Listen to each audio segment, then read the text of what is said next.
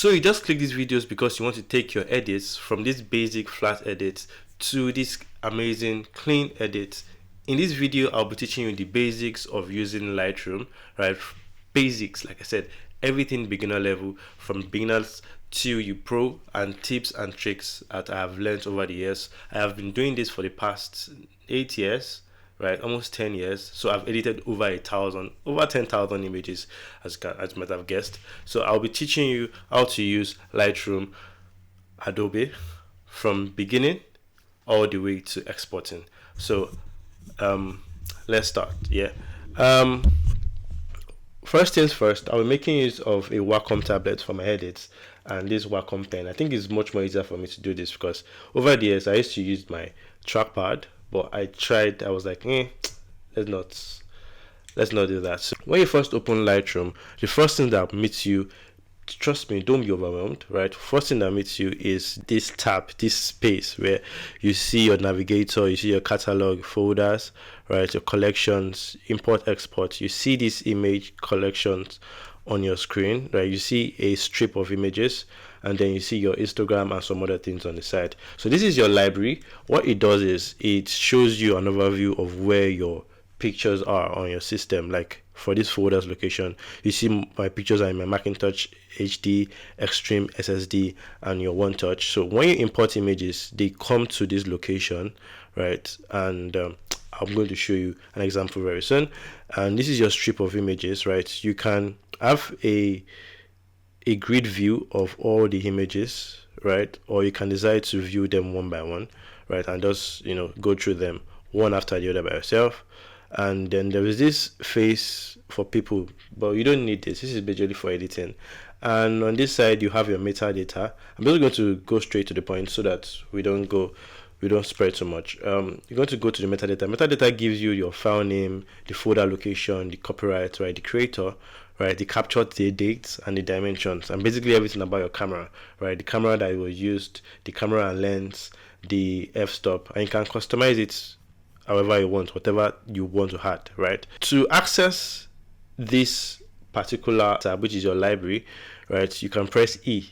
It will bring you to your library part. Now, if you want to go to edit, now to edit your pictures, what you need to do is click on develop. And to go between your library, just to check for other images, and your develop, you press E and D. D will take you to develop, while E will take you to the loop image, or one image or one view of this particular image you're looking at, right? So because I want to edit pictures, I'm just going to go to D, right? Now, like I said, don't be overwhelmed. Let's just start from the beginning. Now, when you want to import, I'm going to teach you 2 ways to import your images, right? When you want to import, the shortcut to importing is Control-Shift-I if you're using a Windows, but if you're using a Mac, you use Command-Shift-I, right?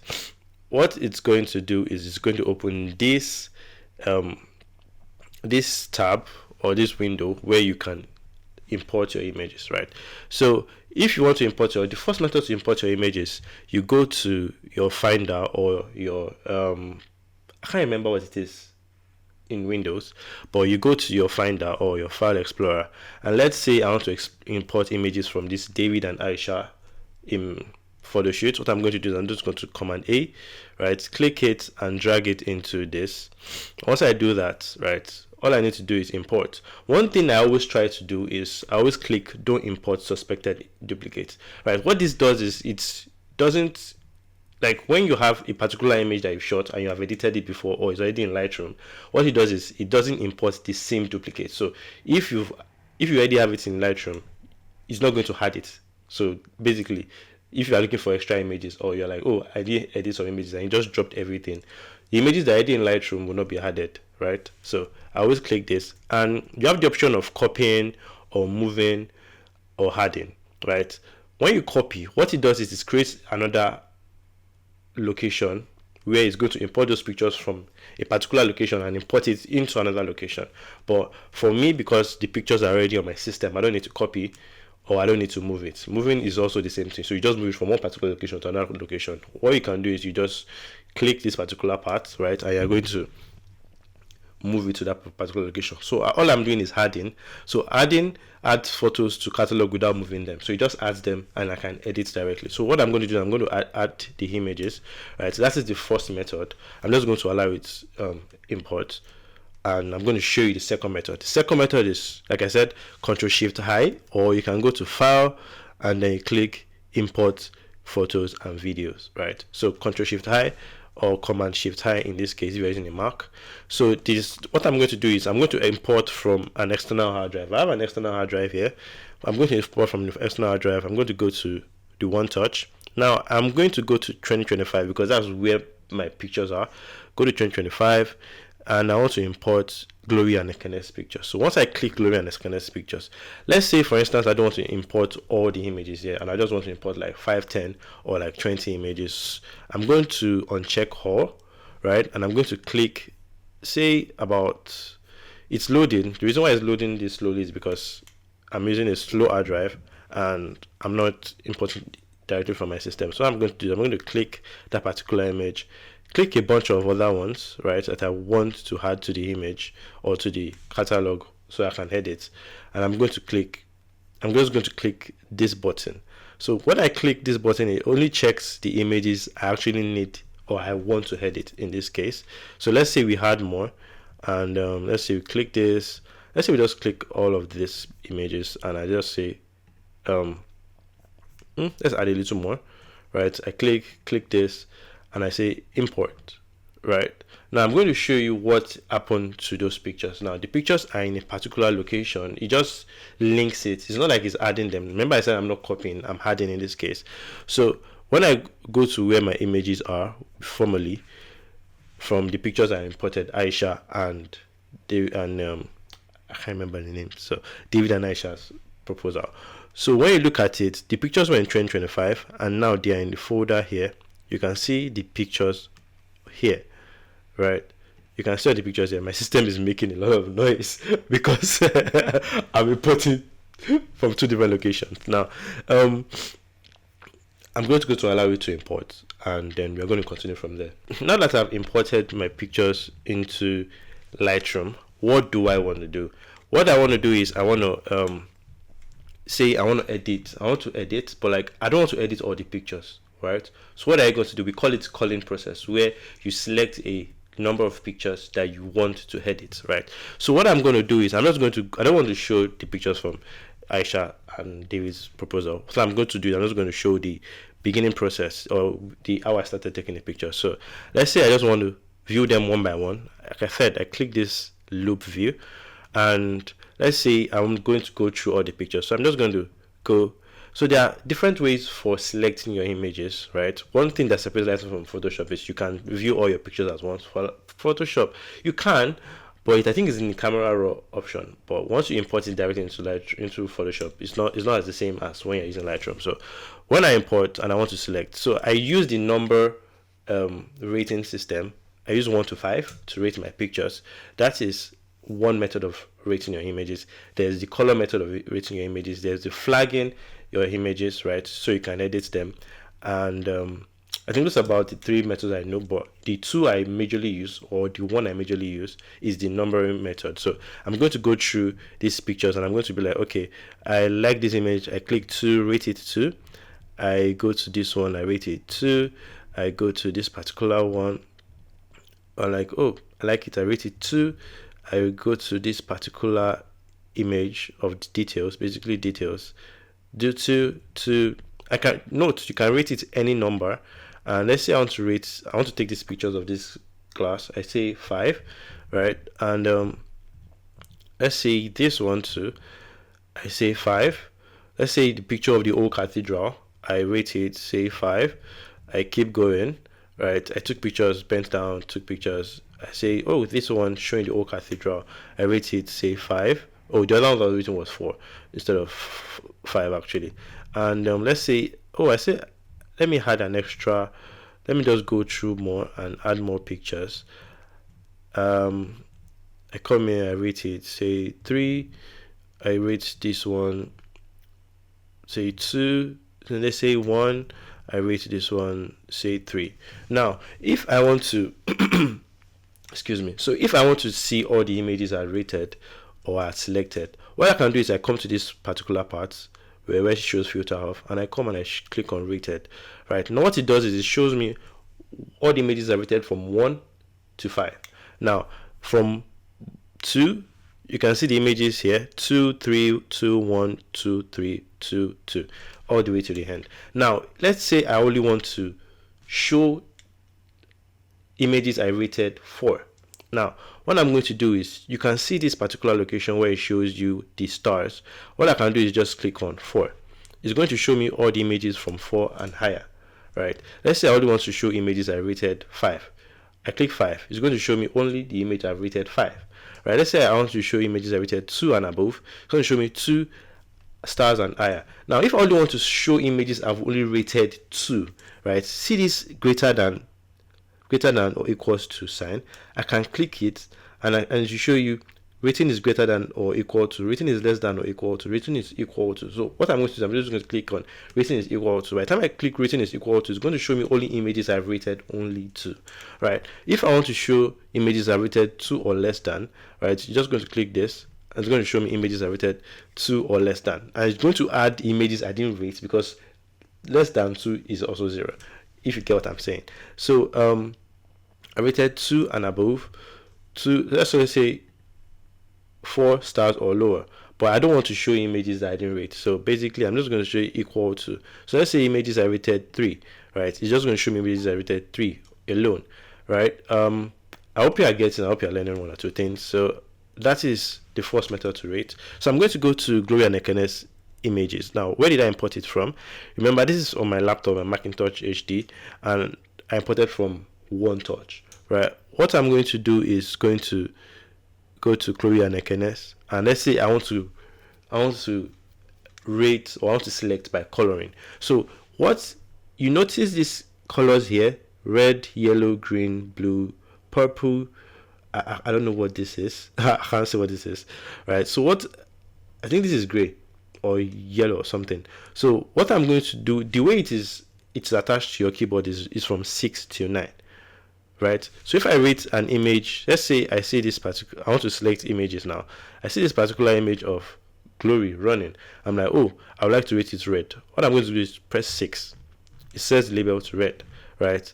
I go to this picture of Ekene waiting for his wife, and I say I want to rate it yellow. I click 7. A picture of her with her dad coming in, I rate it 8, right? That is green. And let's say this one, I'm like, oh, let's say I want to take all portraits. No, I want to take all portraits I see of Ekene. I say, oh, all portraits of Ekene, I'm going to rate it, right? I'm going to rate it yellow, right? So this is yellow. I'm going to press 7. So it's going to rate all images.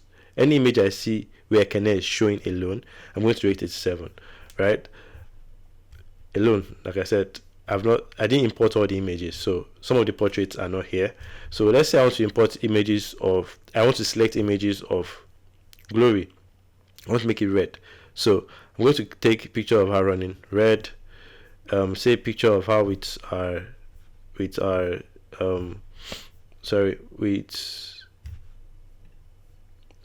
just scroll. I should be using my this thing, sorry.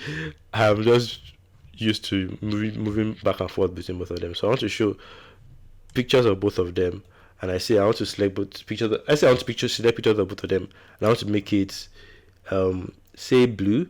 I'm going to click 8. Oh, sorry. I'm going to click blue. I'm going to click 9.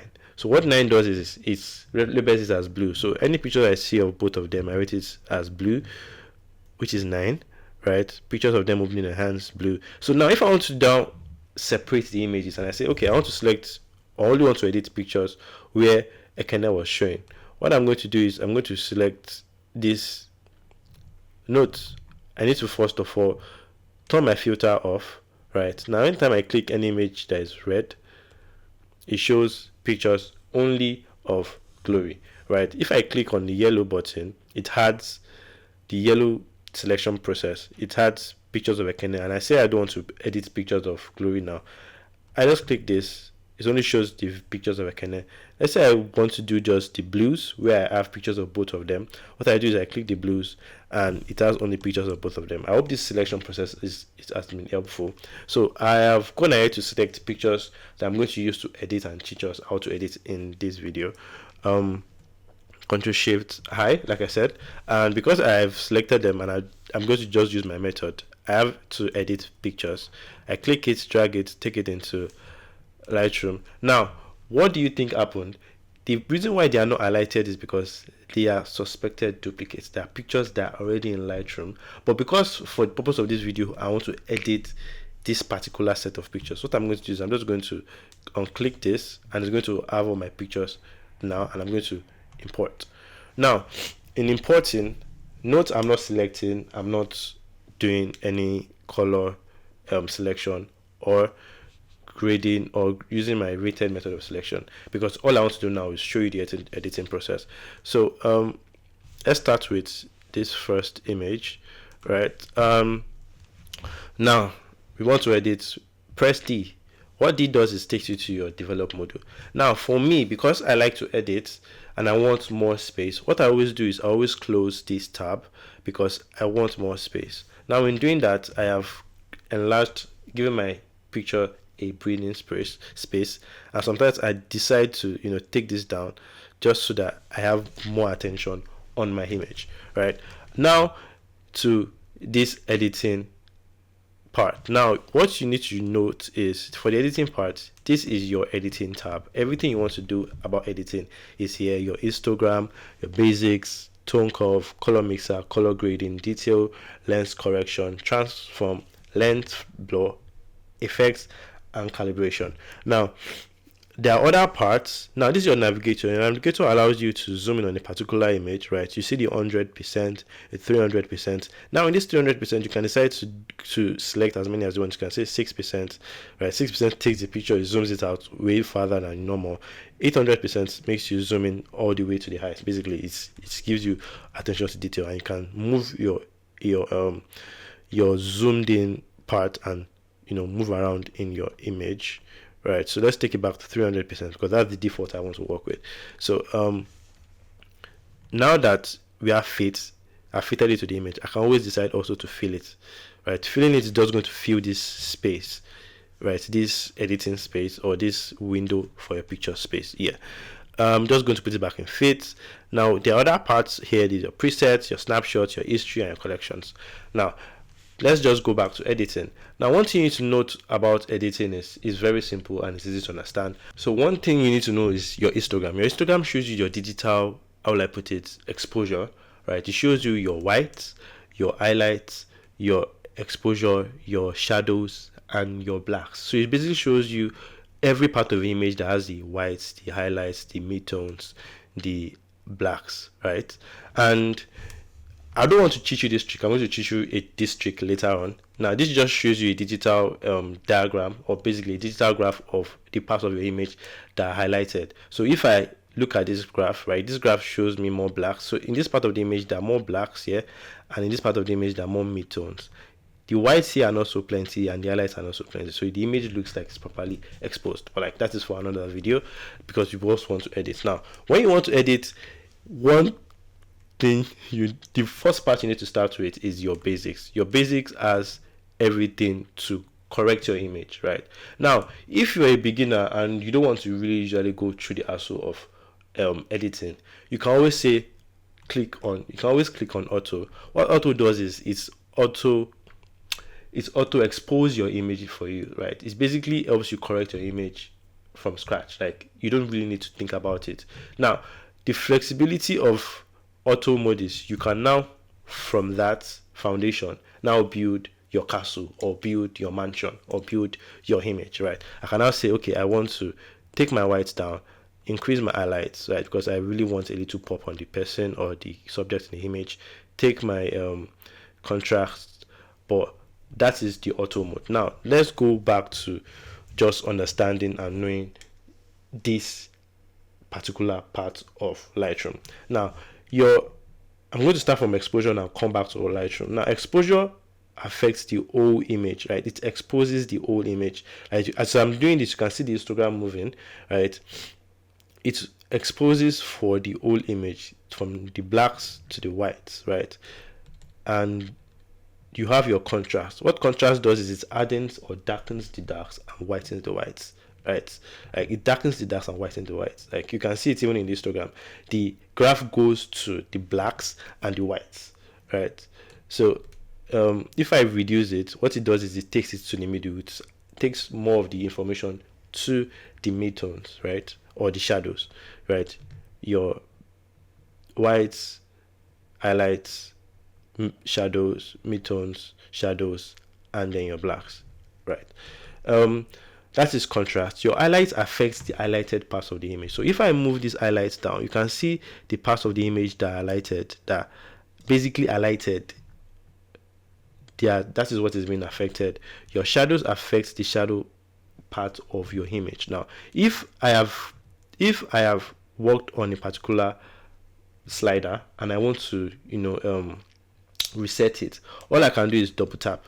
So by the time I double tap, it takes it back to 0. So from here it can go to 100 plus 100 and minus 100. So this is your shadow. Your shadow slider affects everything that has to do with shadows in the image. Your whites, remember, whites affect only the white part of the image, the part of the image that is closest to white. That is what it affects. And then your blacks affect everything that has to do with black in the image. Yeah. For texture, now if you look at this image and I zoom in, there's a little bit of texture, and let's say I want to increase texture on the image, I can just drag my texture slider, right?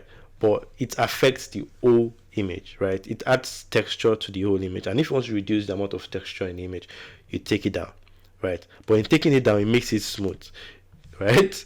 And I'm not sure you'd want your image to be this smooth, so it varies on how you want. So editing is more or less like you're cooking this image. You want to make it as good as possible. You want to make it as beautiful or as well tasting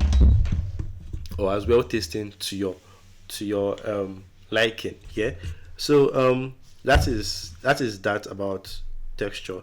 Clarity, I've never really been a fan of clarity as much, but I see a lot of praise and I use it. What it does is it takes your image, right, and adds clarity. Like it tries to sharpen it, but it's not sharpening, but it's like adding clarity to your image. It adds clarity to the dark part and then to the white part, right? So when you take it forward, it adds clarity to the dark part of the image, and it adds clarity. And when you take it by, it reduces clarity on your whole image, right? It's like sharpening, but it's not like sharpening. It's just affecting the whites and blacks.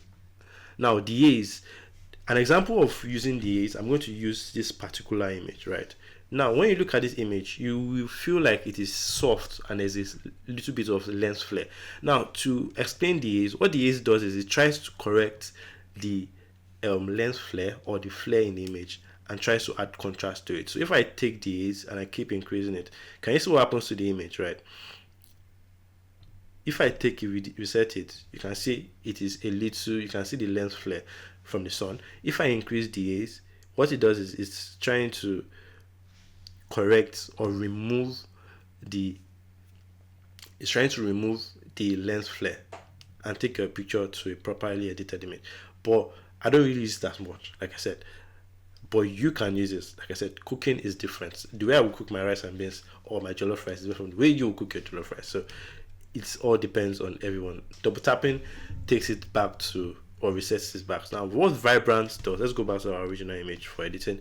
What Vibrance does is it doesn't add so much saturation. It takes the bright or the images that are not as that are not as colorful and like tries to add a little bit of saturation. It's Vibrance. It's just adding a little bit of vibrance to the image. It's not adding a whole lot of saturation. It's not taking all the colors and increasing it. It's just taking specific parts of your image and increasing the coloration. Now, if I want to add colors or I want to saturate my image, I want to take all the colors and I want to increase them so that it is very visible to anyone that is editing. And I'm going to take my saturation and I'm going to increase it. Can you see what's happening? It's affecting every single color in the image, right?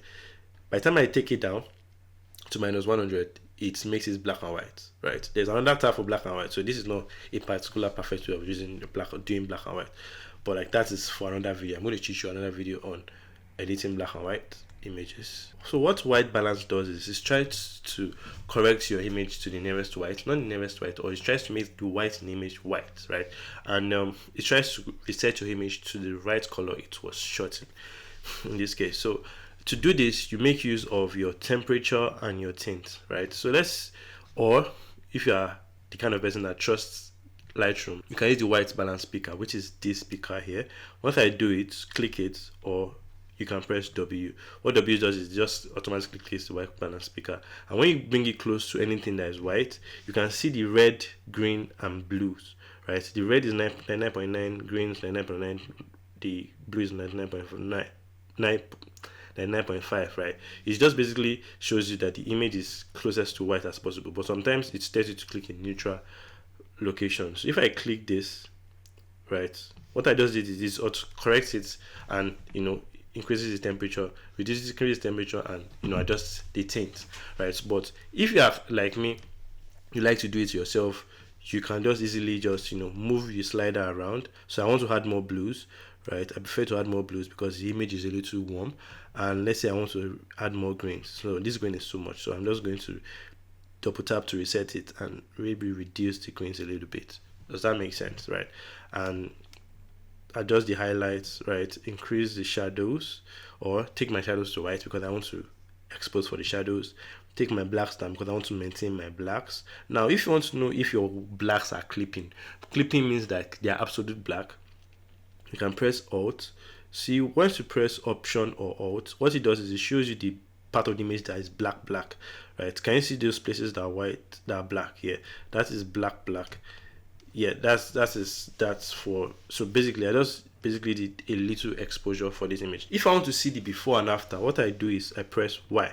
So Y shows me the before of the image and the after, and if I want to see more, I can always click this. It shows you the before and the after, right? It shows you the before and after also on, let's say, vertically, but for me I always prefer it horizontally so I can see the image individually. So this is before, this is after. So let's just go back to the image itself. This is everything that has to do with what your basics. Now if you want to add a little bit of contrast, basically the tone curve, what the curve does is it adds, you can make your image contrasted or add a little bit of contrast, and you can reduce the contrast. Now when you first open your tone curve, you see this graph, right? It goes from your shadows, your blacks, to your whites, right? Everything in between is your midtones and your shadows and your highlights, right? So if I want to make use of my tone curve, I always make sure I do like an S shape kind of curve. So I just put a dot here or a point here, and I can always put a point here, right? What it does is it adds that contrast to the image. So if I do it before and after of my tone curve, this I button, what you can use to check. So if I click it, you can see what happens, right? This is the before, this is the after. It has added a little bit of contrast, basically highlighting my subject. Let's say I want to make my image a little, reduce the contrast a bit, a little whitewashed. I can always take this particular point and take it up a bit. What it does is it gives you that film effect, or that easy, very interesting effect. I think a lot of photographers use this particular method, or filmmakers in this case. So you can see before, see the after, right? That is that about the tone curve. So let's just take this particular image and just keep on editing it, right? And your color mixer. Now your color mixer is very interesting.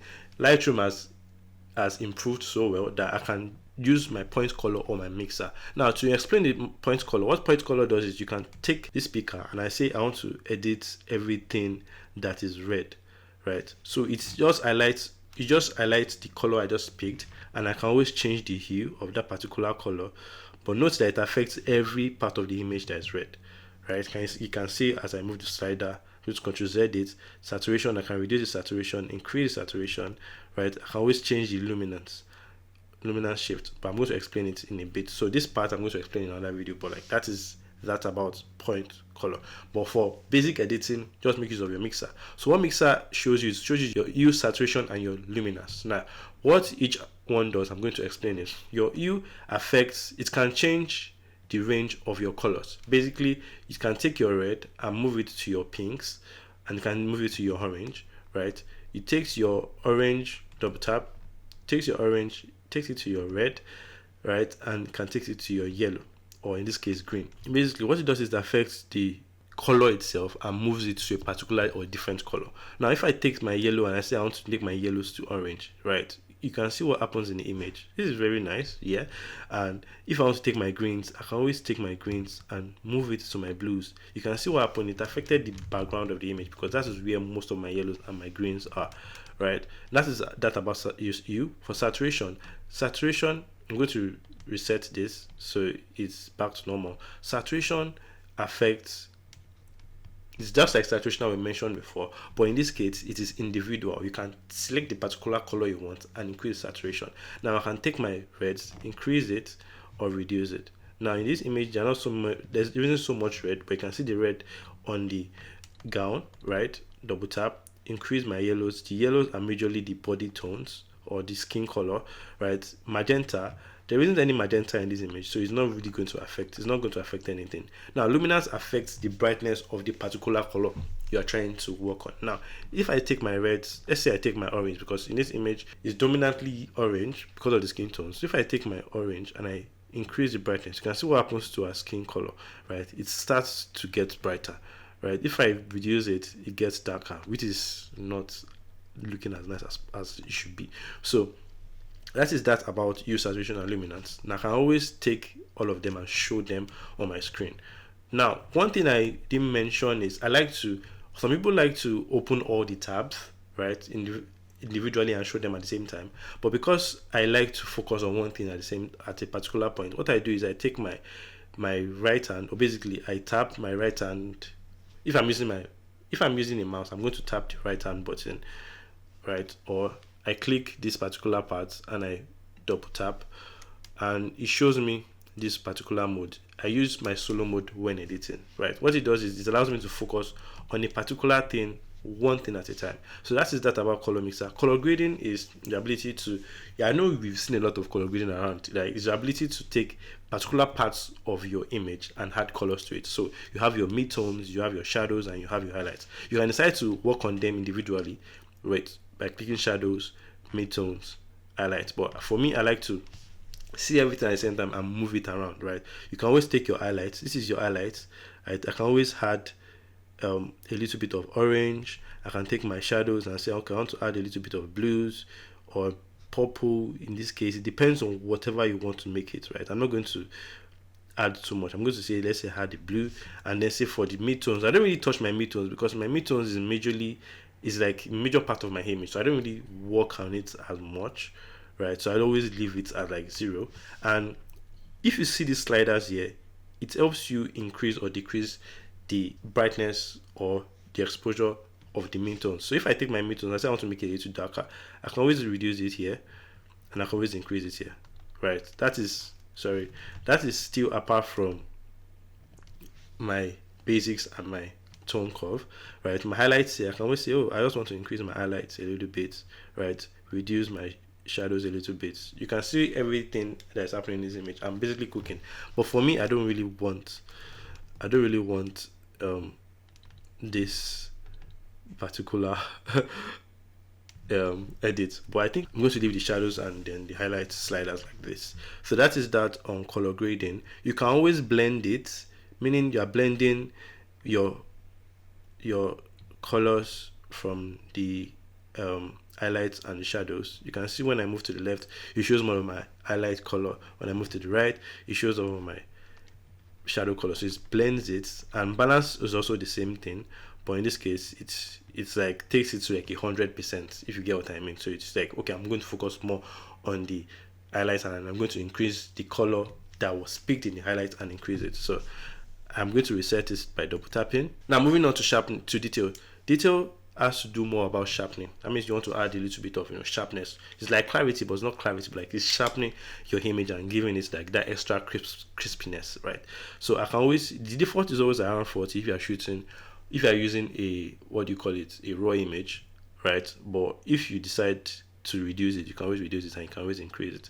Now if I zoom in, you will see what happens. So when I reduce it, you can see that the image is not as sharp as it should be. By the time I increase it, right, you can see what happens to it. Increases it. Now if I want to focus on particular parts, I don't want the sharpness to be on every part of the image, what I can always do is take my masks. What your mask does is it helps you select the part of the image that you want to sharpen, right? So if I press Alt or Option in this case and I keep moving it, right, the only part of the image that will be sharp, or that the sharpening effect will work on, is the white part of the image. So by the time I move it to like 45, I release my hand from the Option key and I increase my sharpness. You see, it's not sharpening every part of the image like it did before, right? It's only added it to the white part of the image, which is the face, the eyes, and the lips, and basically, did you get what I just talked about? So that is sharpness. Now this is noise reduction. Lightroom has come so far that there is noise reduction option where you can work on the luminance itself or the color. Now I'm going to use this particular image I took when I went for street photography. Link, you can check the street photography here, click this link. But look at this image, right? You have more darks in this image. So let's say I increase the exposure, right? What do you notice about this image? You see a lot of dots. Now this is what we call noise, right? You can manually work on the noise yourself. So what luminance does is it takes the image and try to reduce the amount of the noise in the image, right? By the time I increase it, you can see what's happening, but what happens is the image becomes a little soft, right? It's not as sharp as it should be. That is the gist with using luminance, right? What color does is sometimes your noise might not be white, it might be a little bit of red, blue, green. There's some images that have that. What it does is it takes those colors and see what happens, right? This is the color, this is without the color effect. So by the time I increase it, right, it takes those colors and remove it, right? Those noise colors, right? Now Lightroom has come so far to help you be able to denoise with the AI, right? So by the time I click on denoise, right, what it does is it loads the image. I'm going to fast forward this part so it's as fast as possible when you're watching. Yeah, it takes the image and uses AI to improve the image quality, right? I'm going to leave it as a default of 50, right? It's going to give you the estimated time it will take for it to denoise the image and to create a stack. Creating a stack is to show you the original image where it wasn't, the denoise wasn't added, and then the one that was added in. So I'm just going to click on enhance, right?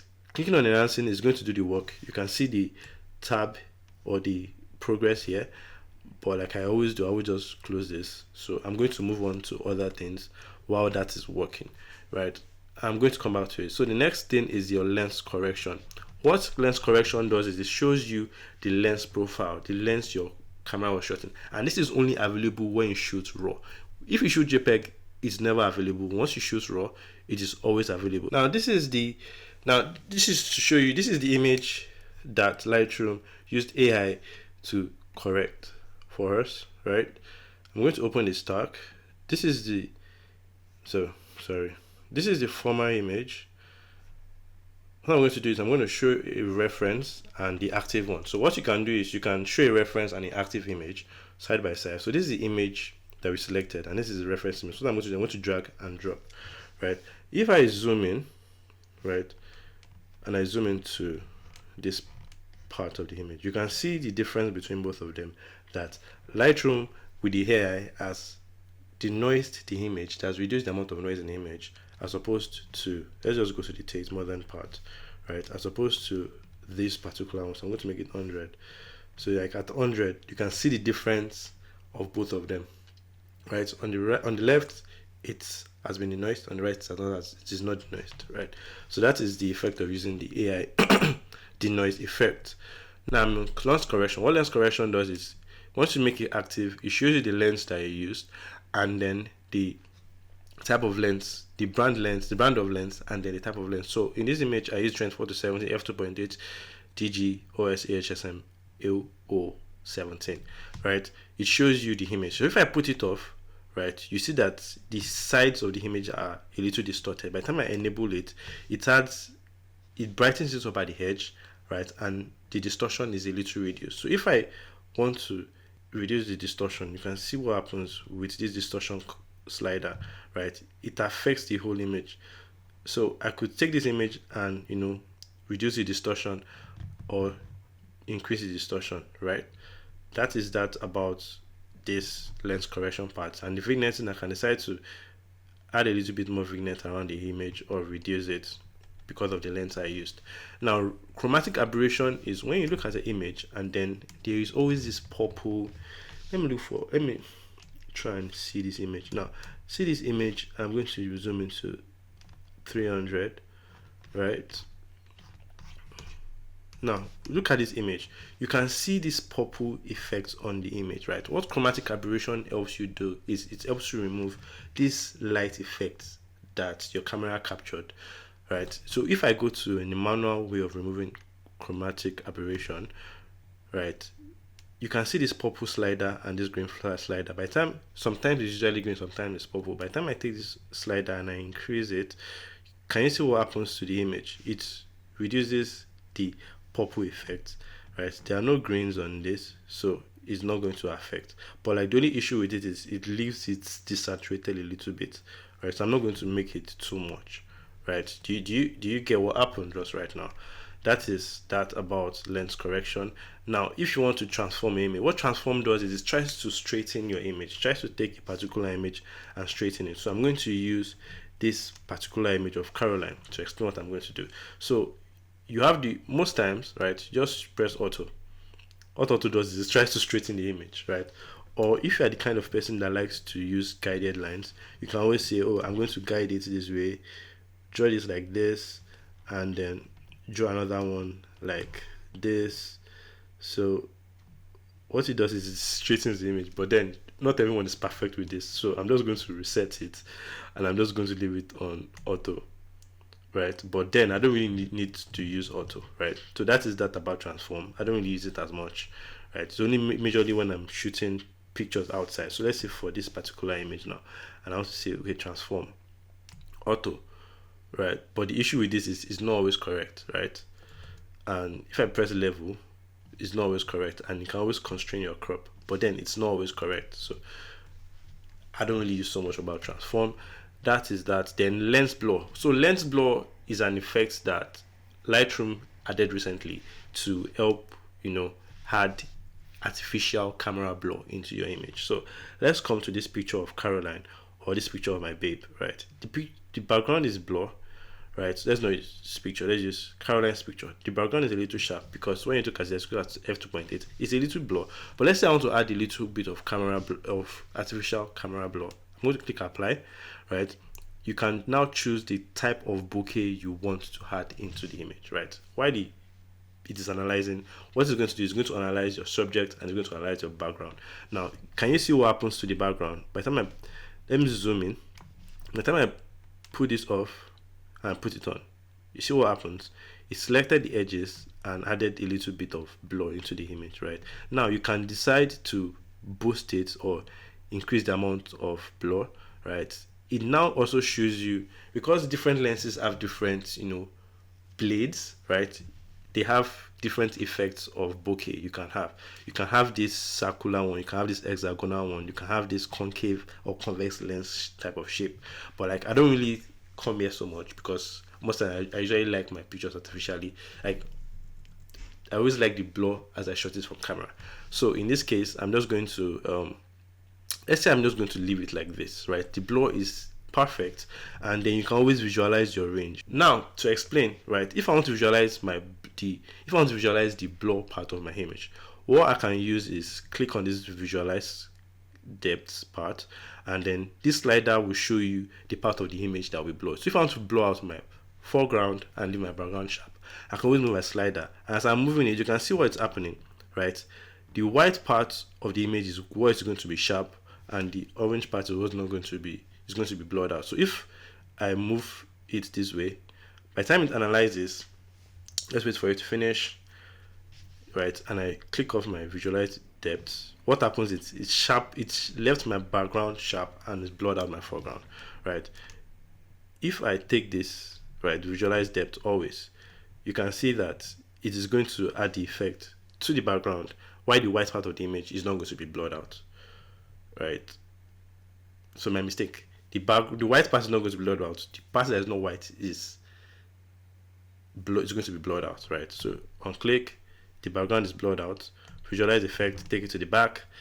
The white parts, every part that is white in this image is going to be remain sharp, while the part that is not white is going to be blurred out. So on visualize, you can see the effect, right? So that is that about this part. So I'm going to put it off. I'm going to remove apply because I don't want the effect. So that is that about lens blur. I don't know so much about it, but if you want me to focus more on it, I'm going to do a detailed breakdown on that particular part. Then moving on to effects, right? What effect does is it shows you the vignetting effects. It's post crop vignetting. You can add vignetting to your image. You can resize to reduce vignetting. You can change your midpoints. You can make your midpoints closer or wider, that kind of thing. I'm going to reset this. You can change your roundness. You can make it a little bit square. You can make it a little bit circle, right? It's all up to you. And you can feather it. Feathering is more or less like you try to make the edges not as sharp or sharp. So in this case, I'm going to leave it at midpoint, or I can always make it feathered, right? But let's say I want to take it to the blacks, because I don't see many people use the white vignetting part. So a lot of us use the black part, majorly because you want to focus your attention on your subject. So that's why we have this vignetting part, right? So I'm just going to the top, right? It's all up to you.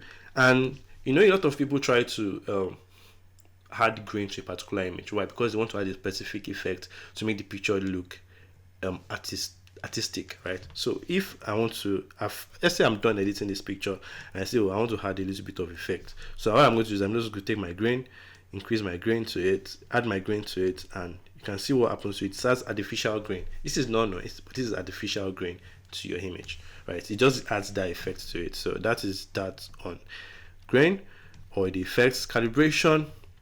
Now calibration is, I've not really worked so much on this, right? You can select a particular version, but what it does is it adds it's your shadows, it adds green, and to your highlights, to your shadows, it can add purple. It's more or less like tint, but in this particular time it's not tint, but like you're working on it by yourself, right? And then red primary, your green primary, and your purple blue primary. You can always adjust. You can always move your blues, your reds, the red channel part of your image. You can always move it around, right? It changes the hue, it works on the saturation. Then the green too, you can always work on it. If I zoom in, you can see the green part of the image, right? It's been affected. It's more or less like color grading. It's more or less like the what do you call it, the color mixer, but it's not the color mixer. This is for professionals, for people that have decided that they want to work more or calibrate more to their taste. So that is the part for calibration. So you majorly be working with your basics, and then as you move on, as you get better, you improve, and then you work more on other parts of the image. Now that is that on this part. I'm still going to show you more things here, but let me show you something. Now let's say you've worked on a particular image and then you want to reset it, or you want to go to a particular part where you were working on. There is always an history tab where you can scroll down and go back to a particular edit point and just continue editing from there. But once you start editing, it clears all the history that you've worked on, right? Just ensure to be careful about that. And there's always Ctrl Z, right? Ctrl Z just took me back. You reset it back to where it was before. So this is your history tab, and then you have your presets. These two things are very important, but we'll talk about presets in a bit. For tips and tricks, right? Let's say you want to crop your image, right? There is a crop effect or a crop tab for cropping, which is this. a very easy way to use it is to press R. What R does is it just automatically brings up the crop tool. But if you're not like that and you prefer to use your mouse, you just carry your mouse to this point, click your crop effect, it will bring out the crop effect. And there are different variations of the crop, right? Not so many people know this, but when you press O, it brings out a different cropping grid or cropping dimension grid, right? it's very interesting. I don't really use this, right? I always leave it in my natural, 3 by 3 grid for cropping. Now, if you are cropping for Instagram or you want to crop to a particular dimension, there are different cropping dimensions here. There is, you can leave it as short or original, or you can crop 1:1, right? What it does is it crops your image 1:1, right? There's 4:5 by 8:10. Most times for Instagram, this is what we use. We use 4:5 or 8:10, right? And you crop your image for Instagram, right? Or let's say you want to crop 5:7, you want to print pictures, or 4:6, and then you can always enter a custom dimension or a custom crop ratio, right? But that part is for, let's say you want to do something very in-depth professional, or that requires you to crop to a particular aspect, or maybe you want to crop for billboards, all those kind of things. That is part you use all this. But majorly, most times you want to crop for Instagram, just use a 4:5, 4:8, or 8:10, and you're good to go for Instagram, right? Tap, right? That is that as regards your cropping. And let's say your image is not straight and you want to crop, you want to straighten the image. There's always a angle or a angle slider where you can, straighten your image, right? But most times I just use auto, because I know that the Lightroom's calibration is, better than my straightening. Sometimes I do it manually, sometimes I allow Lightroom to do it. What it does is it looks at the image and looks like at the part that is straight and tries to straighten the image. So once I press auto, we are good to go. Now, one thing that Lightroom has actually also added to into editing is what we call remove button. What the remove button does is it allows you to, take parts of the image you want to remove something, or you want to remove anything and replace it with something else. Or let's say, for in this case, I want to remove distractions. Let's say I want to remove distractions from my image. What do? I click on my remove tool, right? There's a shortcut for it, which is Q, right? And you have the option of what's generative AI. What generative AI does is it looks at your image, right, and then it tries to fill in that particular part of your image with what it should be.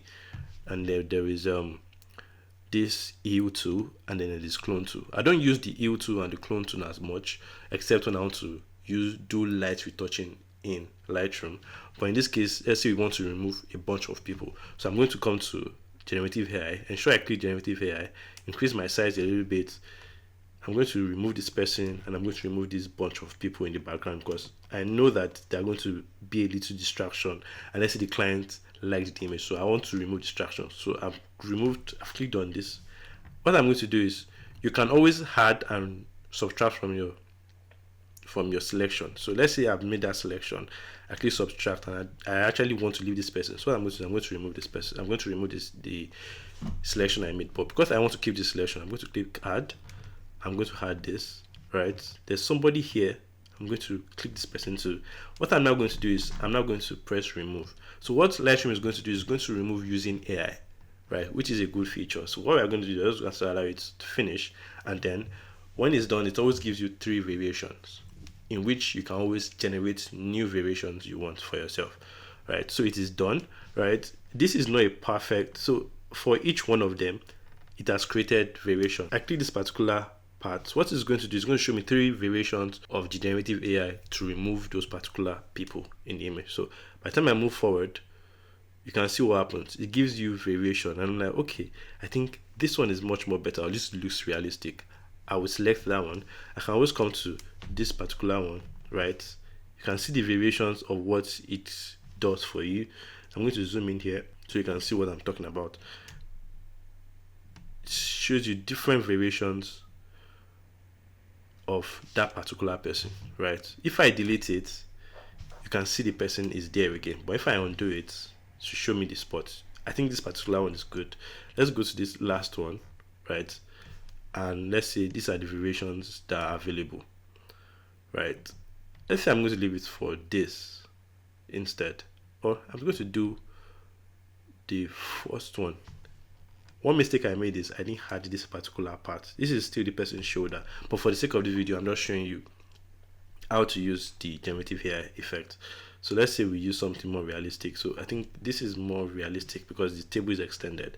So I'm just going to, once I'm done, you can always come down and close it, right? Or you can just click this part and you're good to go. So if you look at the image, it has removed the distractions from the image. By the time I show you the before and after, this is the before with the people there in the background, and this is the after without the people, which is really good. So that is a very good effect in Lightroom. You can always try out. Ensure you're connected to the internet. There is the red eye correction tool. I don't really use it because not a lot of people don't use direct flash as much, but people do. So if you take a picture and you shoot the person with your flash pointed to the person, there's a possibility you have red eye in the image. The point of this red eye correction tool is to remove that red eye, and this is the much more interesting part, which is what you're masking to, or basically the masking parts of your image. Right, what it does is it allows you to select your subject. You can select your sky, you can select the background, right? You can select objects, you can use your brush to select itself, you can use your linear gradients, your radiance gradients, right? You can select any part of the image with the max tool. No, so let's say I look at this image and I'm like, oh, the background is as bright as the person. I say, oh, let me make the background a little darker, right? I can always say click on select background. What it does is it creates a mask that selects only the background. Sometimes it's not always perfect. What I can always do is I can always remove from the selection. What I'm going to do, I'm going to select subtract. What do? Do I want to remove an object? But like to make it much more precise, what I'm going to do is I'm going to select brush. The brush tool, with the brush tool I can always zoom in, and then I can always remove this part because this is still part of our body. And then you can always increase your size of the brush, right? I'm trying to remove the part of the selection that should be in this, that should not be in the selection, right? So in doing this, I'm just doing a rough sketch. In doing this, I have removed the part of the image that I don't want to work on. So by the time I take the exposure and I see I reduce it, you can see what happens. It's only affecting the background. So by the time I've done this, right, and I say I edit my image, let's just use auto mode like we did in the beginning. Can you see what happens? It brings attention to the subject, or to this person in this case, right?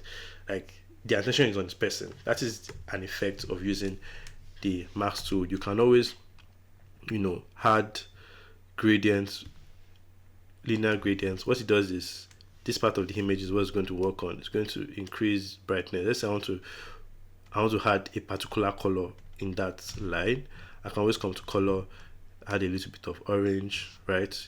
Can you see what happens? And say I want to reduce that part of the image so it's not as bright, right? And let's say I want to create another mask. Come to radial gradient on this person, right? Come here, probably increase the brightness, increase highlights, take the shadows up a little bit, not too much, right? Can you see how I'm building up on the masks, right? You can always do luminance and color range. That is going to be for another video. That means I'm going in depth. So that is that. You can always select the sky. So let's say we come to this particular image and we say we want to create a mask. So let's create a mask around the sky. I'm going to wait for Lightroom to see if it's going to be able to select the sky. And good enough, it selected it. So what I'm going to do is I can say I want to reduce it, make it dark, right? Make it dark, or I can increase it to make it look like it was shot during the day. Like, it's all up to you.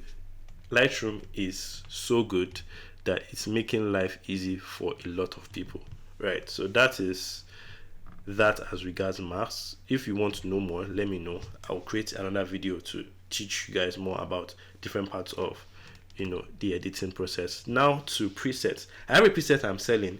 I'm going to attach it to the link below or in the description. So buy and support your boy. It's not just me, it's also helping a lot of people in the background.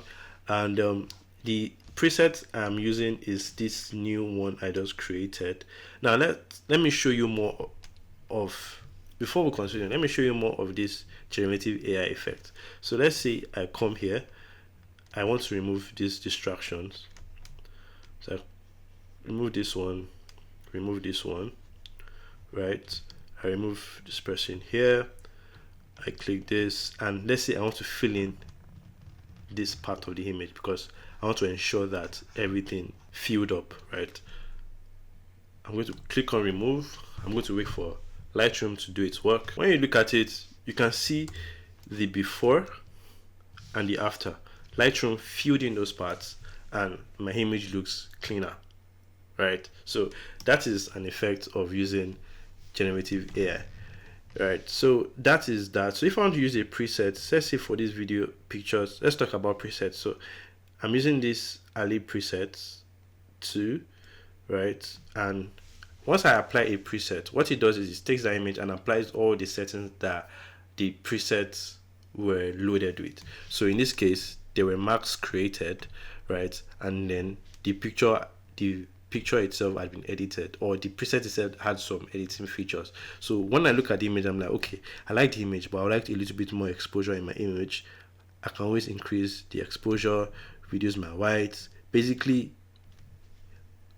adding spice and all the other things on a food that's already been cooked. Do you get what I mean? So that is a preset. So in another video, I'm going to show you how to use presets and working with presets or the presets tab.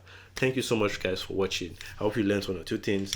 I know this video was long, and once you are done with a picture, before we continue, but before I end the video, once you are done with a picture, you can always come to the image, right click, export. Once you click export, you can what you do is you open export, you choose your export location, or you can choose a specific folder for the export location, or same as the original folder. So let's say I'm going to export to the original folder. I'm going to put it in a subfolder, edited done. That's what I'm going to name it. You can always rename your file, but I don't think I will rename my file. I'm just going to leave it at that. If you're working on a video, you are going to include the video first, but this is not highlighted because there's no video in what I'm exporting. Then you can choose your image format: JPEG, JPEG extra large, AVIF, PSD, TIFF, PNG, DNG, or the original. Original is going to be your CR2, meaning the original file format, which is CR2 or CR3, or depending on whatever raw image format your camera shot in this case. So, and I can always limit my SAL file, my file size, to like 1.5 or 2000, or you can always say, oh, I want my quality to be like 90%. So it will take 90% and it's going to export that. And color space, because you are using your laptop or visually exporting for screen, let's leave it as sRGB, right? There's a new feature that just came out, which is content credentials, right? You don't really need to add your watermark to your images anymore. What it does is includes the name of the person, the owner of the Lightroom, in your export settings, right? Like it attaches it to the image, so that anybody that is trying to check the image copyright for that image, is your name that is going to pop up.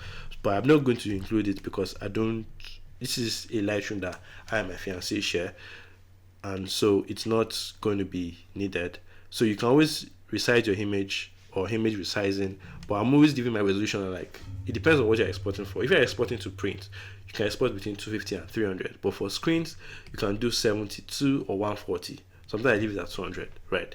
And then you can always add extra sharpening, right? Sharpen for screen, you can sharpen for a matte or gloss paper. That's if you are printing. Like I said, all of this added together, it's basically you're cooking. It depends on what you want to use it for. You can always include your metadata. Your metadata is what I showed you in the beginning, right? Your copyright only. You can decide to use copyright only, or you can decide to include the camera info also.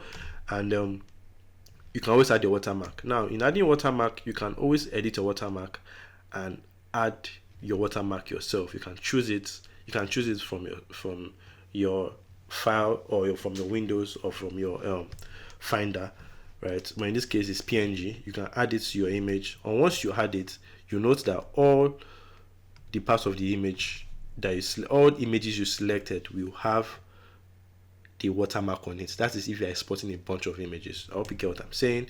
So I'm just going to cancel it because I already have my watermark already, and I'm going to then there is the post-processing. After export, what do you want it to do? Do you want it to show in folder? Do you want to open in Adobe Photoshop, or you want to open in another application? You want to do nothing. So I always show in for Finder because I always want to just check my image. So once I export, right, you're going to see the progress here. Once you're done exporting, Finder is going to export. It's going to show up with your picture. It's when you export, it shows you your picture has been exported. So let's take this particular image. I want to work on it. I'm going to reset it. I'm going to take it and I'm going to say auto rotate. So it's going to rotate it and auto give you the right, vertical or framing, basically right crop framing. And then I can always say if I want to transform, I can always add transform. But like I said, you don't necessarily need to do that, but you can decide to if you are trying to cook, right? In this case, trying to edit. And let's say we just do this. I'm just doing a rough editing. It's nothing special in this case. And I don't want to touch my white balance. Let's say I want to take that particular edit and I want to add it to a bunch of images. What I'm going to do is I'm going to select, note those bunch of images have to be in the same lighting phase, or the same lighting was used in those pictures. So say from this part, from 17 to 23, I have this image selected and I right click, I press shift and click on the image. What I'm going to do is I can sync all the images. What it does is it takes all the parts I've edited in the original image and it syncs it across board. So my basic, my white balance, all the way to saturation. If I worked on my curves, if I worked on my color mixer, if I worked on color grading, if I worked on detail, if I worked on lens correction, if I worked on transform, if I worked on every other part, it's going to take that effect that was added in the original image or the one I selected and add it on every other one. So by the time I synchronize, right, you can see that it affected everything across board. It's even affected the crop. Why? Because when I wanted to sync, I selected crop. Now if I want to export every image, right, I say I export is previous, because in this case I'm exporting to the same folder that I used before. Let's click export it previous and you see what happens here. The exporting file, the same watermark was added, and once it is done exporting, you will see it in the folder, which we are going to wait for it to do. And like I just synced all the images, right? It affected the colors, affected it. But one thing I don't really trust when you sync is I don't trust the crop method. So you can always come back to the image, press R, align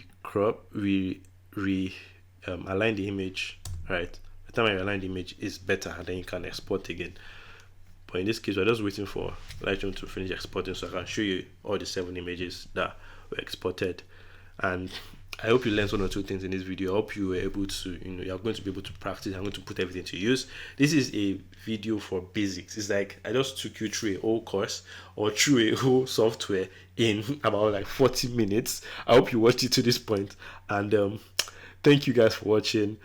I'm going to just show you on the screen what happens once you finish exporting. So let's just go to the folder location ourselves. You can see what is happening here. It is exporting all the images I selected, exporting it to this file location or to this folder basically. Here it's taking a minute. So when it's exporting, go and do something else, go and rest after editing about 200 images, or in this case 7 images, and bye until next time. Take care, guys. Thank you for watching. Don't forget to subscribe, don't forget to like. I'll see you in another video. And like I said, let me know in the comment section if there's any other effect or particular parts you want me to show or emphasize more in the videos. Yeah, bye. This is the exported images.